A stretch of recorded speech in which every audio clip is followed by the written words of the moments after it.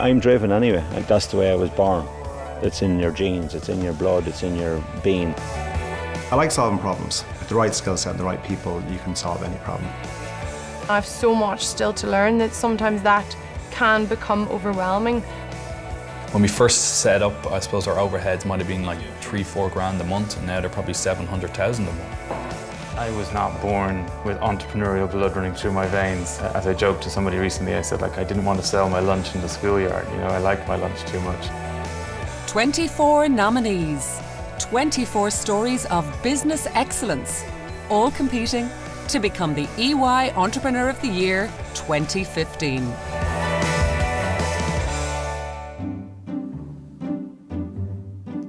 I love what I do, yeah. It's great, because essentially I've taken ideas that I have come up with myself and you're putting them into people and changing their lives. I mean, how great is that? From Dublin, Brian Thornes grew up in a medical family, so his career path initially followed suit when he became an orthopaedic surgeon. But his talents as an inventor made Brian change tack from surgery to entrepreneurship, and he's now perfecting his latest medical device, the X-Bolt. My dad was a big sailor out of Howth here. He sailed all his life, so maybe sailing's in the blood. My dad was a doctor, and he as well was a bit of a square peg in a round hole for his own thing. He was an oncologist.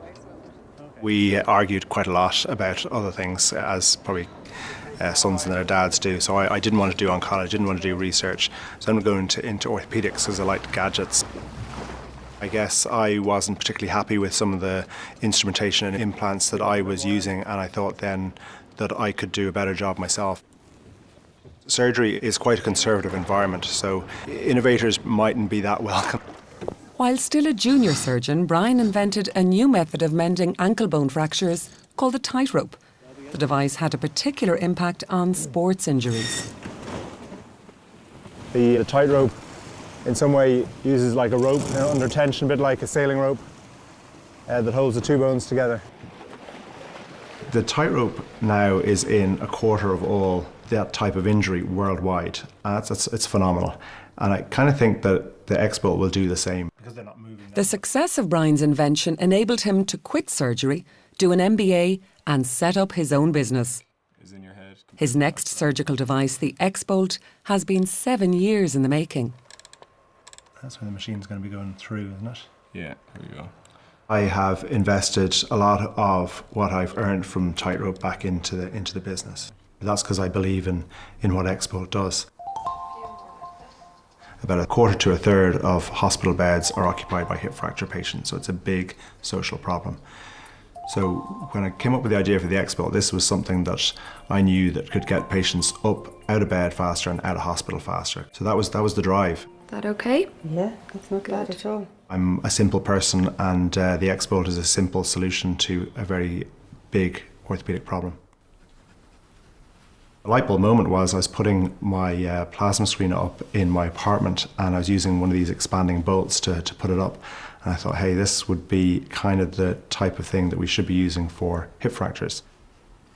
I come up with the idea, and I usually sketch it out, and then I go to Ross, my engineer, who will put that onto the computer design system and can test it on that for the weak points and the failure points. And then we go from there to make prototypes and test it out, and really testing everything to failure. So this is the bolt, and it simply just opens up with a screwdriver, and that locks into the bone. And then if there's a problem or you have to take it out, you just turn it back the other way and it collapses back down again. So I'll show you now in an apple. Open it up. Comes to a stop. This just shows that this is rock solid. It's not going to come out. This substitutes what would have been a big screw, and if you put a screw in, first of all, the apple or the femoral head can rotate around, and also if you gave it that extra turn, you'd shoot the threads and you're just left with essentially a little peg inside the bone, whereas this is much more solid. So Wendy, we can actually show you the X-Bolt here. And that's staying inside me forever, is it? It will do, yeah. So it holds it nicely there, keeps it nice and strong. Okay. Yeah. Got less With successful clinical trials underway, the future for Brian's patent looks promising, both worldwide and closer to home. In Ireland, about 80 million is spent every year on hip fracture fixation care. I reckon the Expo could save about 10 million a year to the Irish Health Service. Yeah, so this helps to... It's a completely different life than the life of a surgeon. Knowing that you have a skill set that you can solve problems in other walks of life, I think that's great. That holds it nice and tightly together. If all things went wrong, I don't think I'd go back to medicine, but I'll find another problem to fix. 25-year-old Catherine O'Neill founded Emilio in 2012. The company specialises in drainage and civil engineering. Catherine got her business idea while completing her engineering degree at Queen's University in Belfast. I've always wanted to own my own company and do my own thing, I suppose. I think whenever you're at university, you're maybe a little naive. You know, it's starting your own company and being your own boss sounds very glamorous. With the recession biting and few jobs on offer, Catherine took the plunge into entrepreneurship. Contracts manager Dara Shields was there from the beginning. I didn't have a mortgage, I had no real outgoings, I lived at home. We didn't pay ourselves wages for over a year anyway into the company, and we just worked hard. We did any type of work that people would give us, really. Very, very exciting because when you win your first couple of customers, you got a good buzz out of it, and Yeah. you just wanted to get the work done then and move on. And Do a good job that people are happy with, that you left a good impression. With offices in Belfast, Gloucester and Dublin, the company employs 50 people. Their unique selling point is cutting-edge technology. One of our main things that we really want to promote is the whole no-dig technology, and basically that is fixing drainage systems without digging up the ground, in simple terms. That whole area is so exciting, it's new, there's loads of new ways to do things, and we want to be involved in that. I'm still learning, I have so much still to learn that sometimes that can become overwhelming, but I've got a fantastic team that I get support from in Emilio, and I also have my family obviously as well. So, Progress on. yep, that's the report from the last month then. I often think of that saying that it's like the harder you work, the luckier you are. In some parts I actually do believe that, There will always be times when you work hard and things don't work out, but that's just what you got to deal with when you're running your own company. Work-wise then, are you the only person going to be working on this project? I think female role models in the industries like construction are important, and there's definitely many successful female role models, in business that, you aspire to, and you think, well, wow, they can do that, so I can certainly give it a go. With the company expanding, Catherine and Dara have found the time to get engaged. Wedding-wise, we have a date, and a venue, and yeah, that's really it at the minute. We'll just keep working, saving, and hard, yeah.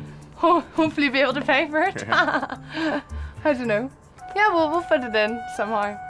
At least there's something to talk about, we don't really. Owen Goulding founded Integrity 360 in 2005. It's an IT company specialising in security and has a string of major clients worldwide. Push out the hip then. I love the game of rugby. Still playing at the age of 38. I played for Wanderers down in Mary Road. They asked me to coach the women's rugby team. On my way down, I was thinking, oh my God, they're total beginners. This is going to be head-wrecking, But they were absolutely fantastic. Keep talking. Who wants it? Who wants it? Then they won the cup, so going from total beginners to winning something was absolutely amazing. That's it, Rachel, get with her. And it was just my best rugby experience, actually,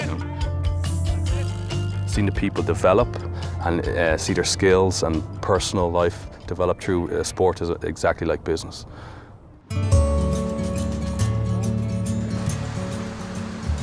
I was always trying to make money, put it that way. One year I made the Santa hats, another year I made bike alarms. My dad was a teacher. It broke his back to send me to a great school, Mary's in Rathmines. And I was always in the C and D classes, okay? And I was always getting Fs in my exams. I didn't go to college. My parents just knew education wasn't my thing at the time. Owen set up his first business on leaving school, but that failed. The experience didn't deter him, and he saw an opportunity to take the plunge again. I was working for a US company and they decided to pull out of Dublin, and I convinced some of the staff, which is around 5 people, to stay and join Integrity 360, and this is actually the basement of the house where we first started up. We had no money, so I had to convince a customer straight away to pay us up front to fund the business, which I did, and then we really just banged on doors and got business. It's just been an absolutely amazing journey, and we're now moved into new offices there last August. Integrity 360 now has 120 employees and is still growing. We're a niche player in security, but there's a lot in it. So any client can come to us about any aspect around security requirements they need or problems they have. So what are you doing and what's Veronica doing? Customers do pay us actually to do ethical hacking, where we actually hack the customer's infrastructure or sites, so we need to know the skill of what the hackers have. So we would invest hugely in the employees on training, more so than we do on marketing. It's trying to keep up to what the criminals are doing, and it's happening 24/7, so you got to be looking at things every minute of the day. Weekends, nighttime, Christmas Day, you just cannot stop. Go! We have a lot of different cultures here, so we've like 17 different cultures. So we do a lot of company outings, stuff like dodgeball, and everyone gets into it. When we first set up, I suppose our overheads might have been like 3-4 grand a month, and now they're probably 700,000 a month. So like it's a big pressure, and you want to keep growing the business and doing new things. I wouldn't say it's an intense life. I just love what I do, right? So I just constantly work, even when I'm on holidays. That's when I rely on my partner Nick to tell me, right, you gotta take some time out. We have 2 kids, and she's working a full-time job as well, and she's the glue of the family, and then my parents just constantly just keep encouraging me. This is empowerment, pure team building, but everyone keeps ganging up on me, so where's the team in that? I don't think they're secretly targeting the boss. I think they're just blatantly targeting the boss, but he does have a big bald head, so he's easy to pick out. I love seeing young people coming in and seeing them just develop. I just think I'm one of the luckiest guys ever.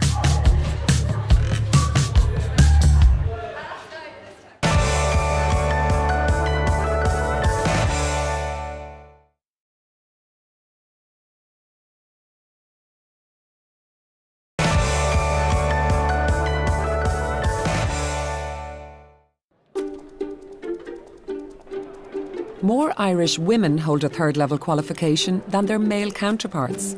But when it comes to setting up a business, women are very much in the minority. How does your gender affect your odds of becoming an entrepreneur? And does it matter? You're seeing much more men with an aspiration for growth than you see women. If I was to think what caused it, I would think probably confidence and not having maybe sufficient role models, others that you've seen do it before you. I do think there is something in our culture about helping women build their confidence around taking risk. Because, you can have the best skill set in the world, but you've got to believe in yourself and believe you can do it. EY employee Sarah O'Connor set up Cool Beans in 2012 with her business partner Isolde Johnson. Cool Beans is a food company. It's focused on healthy, convenient food. We have a small business now, but we want it to be a bigger business, and we just happen to be females. Evidence shows that redressing the gender imbalance in entrepreneurship and in the company boardroom does have a positive impact. We need to have different views always around the table, and I think we make better decisions when we can look at things from many different perspectives. Whether it's cultural diversity, whether it's gender diversity, I think diversity across the board is important in decision making. And also I think in terms of creativity as well.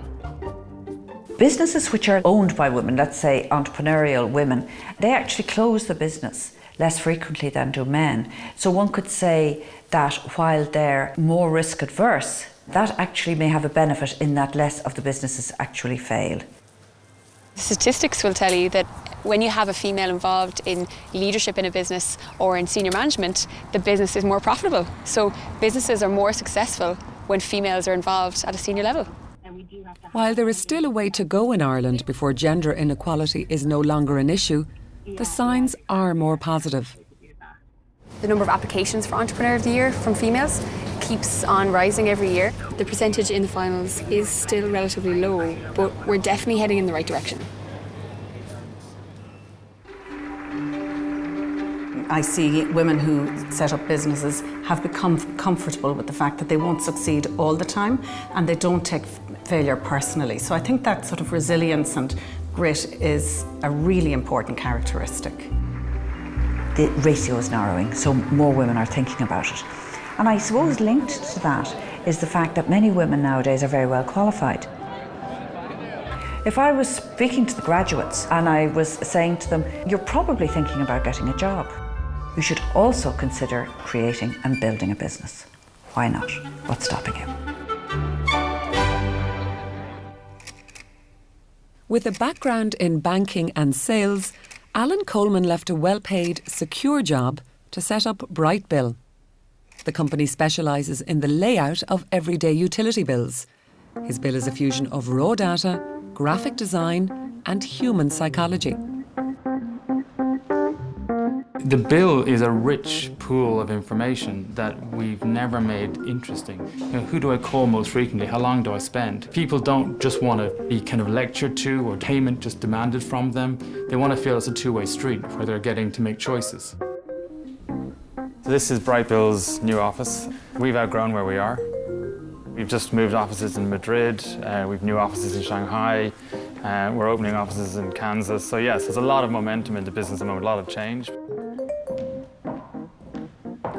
I wanted to try to run my own business because I wanted to see if I could do it. I think I saw it as a challenge. I saw the way billing worked and I didn't think it was working particularly well. And I kind of saw two issues. One was the way in which we received bills and the second was the effectiveness of the bills. And right now, it's a disaster because they can't even get people to pay and people call the call center and ask lots of questions and nobody really likes their providers. One of our customers spends anything up to $45 million a month handling calls to do with the bill. So it's a big problem. The goal is to show that people would see as stand out. That's the headline. It's about the colours you use, the positions of the text, the graphics you're using. All of these things are more important than a paragraph that neatly says what you want because people don't read paragraphs. They scan across a bill quickly, they take a snapshot. Please give me your general impression of this page. What do you think it's for and what does it say to you? We use a lot of psychology in how we design. So design is not just the aesthetic, it's the function of that communication. How we get people to behave in a certain way. What's increasingly happening is operators are expanding the number of services they want to give you. They want to sell more things to you. In terms of the document store, you have to be able to handle stress. Like, don't try and start your own business if you don't like stress, because there's lots of it. It is hard, and there's some days when it can be desperately hard and feel like you've made a terrible choice. But on the whole, it's great.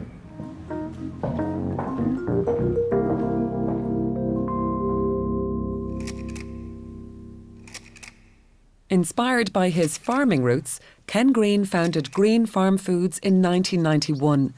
The company produces 600,000 packs of ready-to-eat meats each year. With 160 employees based in rural Westmeath, Greene Farm supply major retailers in Ireland and the UK. It wasn't a big target, let's be 30 million or 40 million. It was be successful, be sustainable, and make a difference. We want to get some good new recipes online onto the web. An extra string to the company's bow is encouraging customers to cook meals using their products. Today, Ken is with their in-house chefs to perfect their latest recipes. Do you want to add anything else? It's a nice colour in there, but it's a little bit. Could do an extra little bit of pepper maybe. We've just launched a new flavour of chicken and launching in beef soon as well. And on the back of the pack is all the recipes. And people can take this as a healthy snack for lunch. I did this with the kids, they loved it. What we add is basically natural. We don't use any of the phosphates, no E numbers, and that's as if you would do it in your own home. Another cracking recipe, lads. Yeah. You know, that's what we need. One of Greene Farm's major investments has lived up to its name. Due to expansion in 2013, Ken installed a new wastewater treatment system for the factory. We chose to invest in an integrated wetland that basically treats the wastewater in an environmentally friendly way. Ponds had to be shaped out. There was plantation happen, it was then flooded with natural water, and then once the reeds started growing, each pond was connected. The plants feed oxygen into the soil. It feeds off the nutrients coming from the wastewater and in essence cleans on its way through. As the integrated wetland develops, also the biodiversity, so like at the moment we'd have ducks, we'd have wildlife, we'd have mallard. Surrounding area is an SP area, which is special protected area. So that feeds into that as well. And that was part of our philosophy as well, that we wanted to hand back the water the way we got it. Ken and his family live close to the factory. He keeps a small farm to stay in touch with his roots and to give him some much-needed downtime. You have to work hard, it's competitive, and that competition keeps you moving, you know.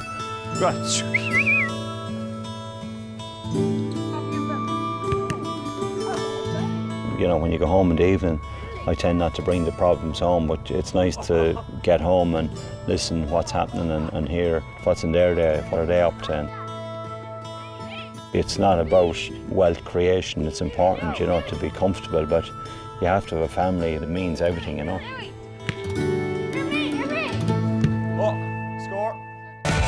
In the next episode of EY Entrepreneur of the Year, a sports business hitting its target, an IT company putting a human touch into healthcare, a venture capitalist making waves in Cork, a technology whiz kid from Dublin, and a Clare man with his wheels firmly on the road ahead.